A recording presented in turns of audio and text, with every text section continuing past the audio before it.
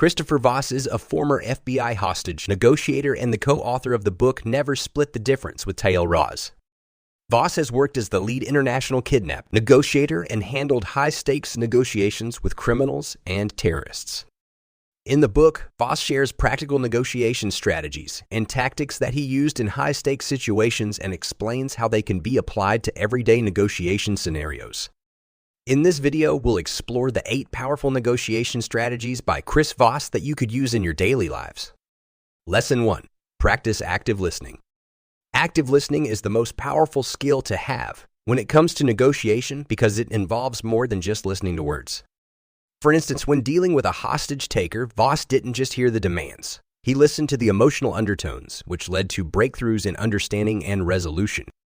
One of the most compelling lessons in active listening is the use of silence. By allowing moments of silence after the other party speaks, you encourage them to share more. The uncomfortable void often prompts the other party to fill it with valuable information. Lesson 2. The power of no. Voss argues that no is actually your secret weapon. When the other party says no, they feel in control, which encourages them to reveal what's truly important to them.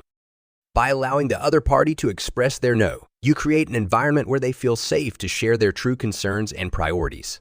This insight can help you tailor your approach to meet their needs effectively. For instance, when buying a car, instead of immediately accepting the dealer's offer, say no and let them respond. This tactic can lead to concessions and a better deal. Lesson 3. Be a mirror. What is a simple yet effective way to make someone feel heard and understood? Repeat the last few words that the person has said. Voss shares from his experience how mirroring worked in a high-stakes hostage situation. When a hostage taker said, "You don't understand how stressful this is," Voss simply mirrored with, "You don't think I understand how stressful this is." This mirrored response opened up the dialogue and allowed the hostage taker to divulge more information. However, mirroring is not just about repetition. It's about demonstrating active listening and empathy. By slightly paraphrasing the other person's words, you show you're genuinely engaged in the conversation. Lesson 4. Use tactical empathy and labeling. Tactical empathy is about demonstrating that you genuinely grasp the other person's emotions and point of view, even if you do not agree with them. When the other party feels heard and respected, they're more likely to trust you and be open to the negotiation process. Voss shares how tactical empathy played a crucial role in hostage situations. For instance, when dealing with a highly agitated hostage taker, he didn't just listen, he acknowledged the person's fear and frustration. This created a connection and opened the door for more meaningful communication. The key is to understand the emotions and perspectives of the other party while still maintaining your own goals and agenda. Once you've identified the other person's emotional state, you can proceed with labeling. For example, you can say, "It seems like you're really upset." Labeling is a very effective de-escalating method because you demonstrate that you genuinely grasp their emotions, and it allows the person to acknowledge his or her feelings. Labeling almost always begins with roughly the same words. "It seems like," "It sounds like," "It looks like." If the person disagrees with the label, you can always step back and say, "I didn't say that was what it was. I just said it seems like that." Lesson 5. Ask calibrated questions. How am I supposed to do that?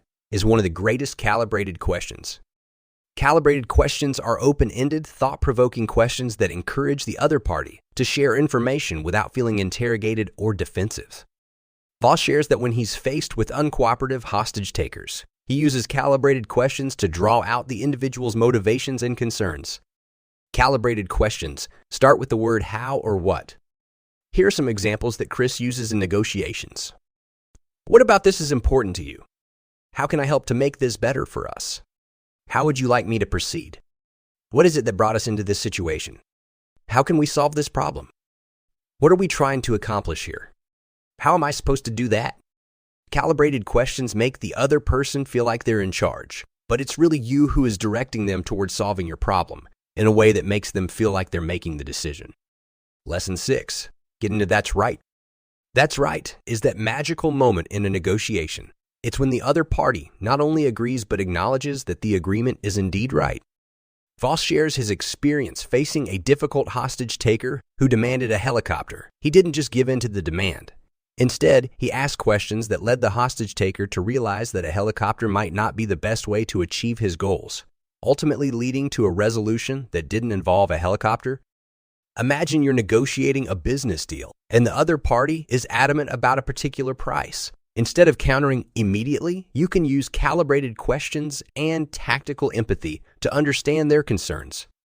Gradually, you guide the conversation toward a solution that meets their needs while also benefiting your interests. When they say, "That's right," you know you've achieved a win-win agreement. Lesson 7. Accusation Audit. Address potential doubts, objections, or concerns that the other party might have, even before they voice them. For instance, let's say you're in a sales negotiation and you anticipate that the potential client may be worried about the cost of your services. Instead of waiting for them to bring it up, you can use the accusation audit. You might say, "I understand that our services may seem costly, but let me explain the value we provide." By doing this, you demonstrate that you're attentive, empathetic, and committed to finding solutions. Lesson 8. Creating black swans. Use the element of surprise. In negotiation, a black swan represents an unpredictable event with massive impact.